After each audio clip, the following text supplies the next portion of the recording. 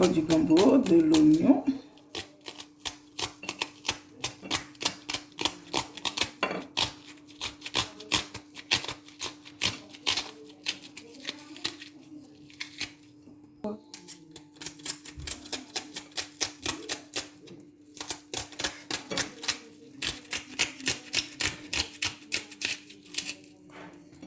Bah, c'est ça, il faut aussi de l'oignon, du gombo, de l'oignon.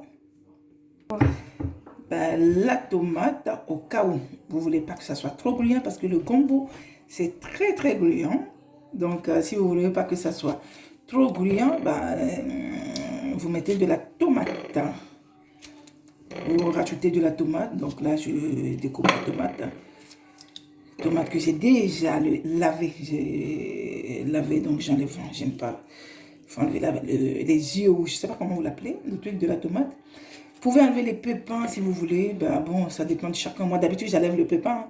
Mais là, bon, je mets la tomate. Ça dépend de comment vous voulez que ça soit. Soit vous pouvez mettre beaucoup de tomates ou pas du tout de tomates ou un tout petit peu de tomates si vous voulez que ça soit juste un minimum. Bah, par rapport au gombo que j'ai, je crois que ça suffira largement. Mon mari n'aime pas casser gluant. Bah, du coup, bah, je peux rajouter. Hein. Mon mari n'aime pas du tout le gombo. Et surtout quand c'est gluant, il ne le mange pas. Donc, pour éviter que ça soit gluant, bah, je rajoute un peu plus de tomates. Bah, en plus, le gombo, c'est très bon pour la santé. Le gombo, c'est anticancérigène et tout ce qui va avec. Vous le trouvez dans les magasins africains. Ben, ça, c'est de l'aubergine africaine. Je sais pas, on ne le trouve pas dans les magasins normaux. On le trouve pas dans les magasins normaux, on le trouve dans les magasins africains. Ça, c'est de l'aubergine africain, quoi. Je ne sais pas comment on l'appelle ici, mais c'est une aubergine. Oh. Ben, il faut aussi les crabes de mangrove, que nous, on utilise beaucoup en Afrique. Des fois, c'est des tout petits. Là, ceux-là, ils sont très gros. Ça s'achète aussi dans les magasins africains. Et souvent, on le trouve en congelé dans un sachet comme celui-ci. Eh ben, on le trouve comme dans un sachet comme celui-ci, crabe de mangrove. C'est comme ça que ça se trouve. Cru, coupé, découpé. Bon, c'est ce que moi j'ai acheté. Donc, c'est avec ça. On peut rajouter ça dedans si on veut. On peut ne pas rajouter, c'est pas obligatoire. On peut mettre n'importe quelle viande qu'on veut, au fait.